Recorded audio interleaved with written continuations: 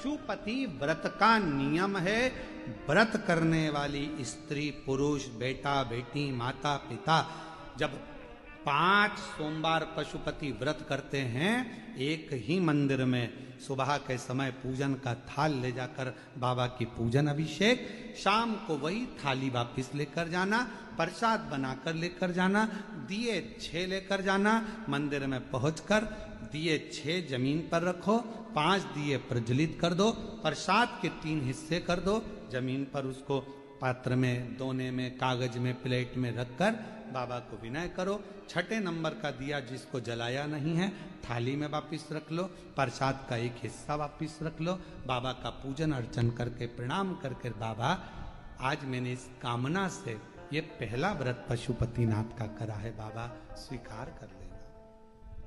मेरे बाबा बहुत दुखी हूं, बहुत कष्ट है, बाबा खाली झोली है भर देना, तेरी कृपा बनाकर रखना, ऐसी करुणा करना कि एक बार मुझे भी शिव महापुराण का यजमान बना देना, ये कृपा तेरी, करुणा तेरी। विनय करो, पूजन कर कर प्रसाद का एक हिस्सा और एक दिया जो लेकर आए हो, घर के अंदर प्रवेश करते समय अपना सीधा हाथ, दायां हाथ है, वहीं प्रवेश के पहले बाहर की ओर बैठ जाओ, दिया प्रज्वलित करो, अपने घर की ओर मुख कर कर बाबा को प्रणाम करो।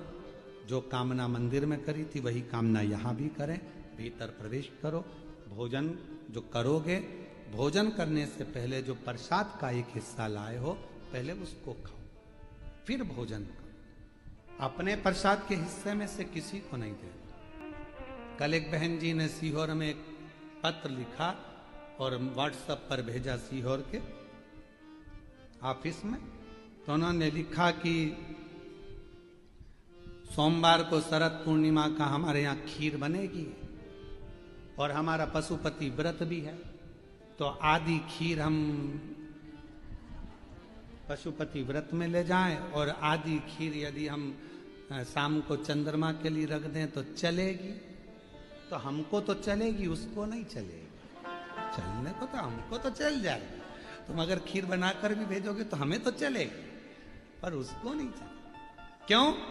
क्योंकि जब खीर बनी तो उसके 2 हिस्से हो गए। जितना कढ़ाई में तुमने बनाया, जितना पात्र में तुमने बनाया, वो पूरा की पूरा जाना चाहिए, आधा छूटना नहीं चाहिए।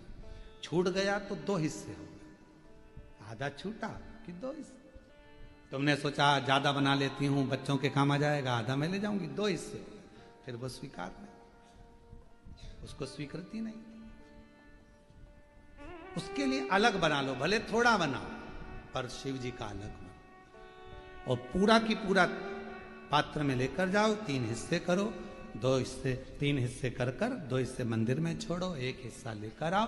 भोजन करते समय भी अपने प्रसाद का हिस्सा पोता पोती नाती पंती किसी को नहीं देना। कितना भी प्रेम है तुम्हारा, वो प्रसाद पहले तुम्हें खाना, उसके बाद तुम्हें भोजन ग्रहण करना। 5 सोमवार एक ही मंदिर में ये व्रत। बीच में अगर रजस धर्म आ जाए, रजस्वला धर्म आ जाए, कहीं जाना पड़ जाए, व्रत को छोड़ दो, फिर अगले बार कर लो, पर गिनती उतना ही करना है 5। जो व्रत तुमने 2 छोड़ दिए, 5 छोड़ दिए, 3 छोड़ दिए, उसके बाद वापिस चालू हो जाओ। 3 2 हो गए थे तो 3, भले बीच में 2-3 गैप हो गए, फिर भी 3 ही गिनती में लो। फिर चौथा, भले कहीं जाना पड़ गया, कहीं जा रहे हो, आके कर लो, परंतु करना उसी मंदिर। फिर गिन दो 4, फिर 1 महीने के लिए कहीं चले गए, कोई जरूरी काम था, आए वापिस 5। व्रत को गिनती 5 ही। 5वां व्रत जब हो, 108 चावल के दाने या पुष्प या पंखड़ी या बेलपत्र बाबा को समर्पित करो।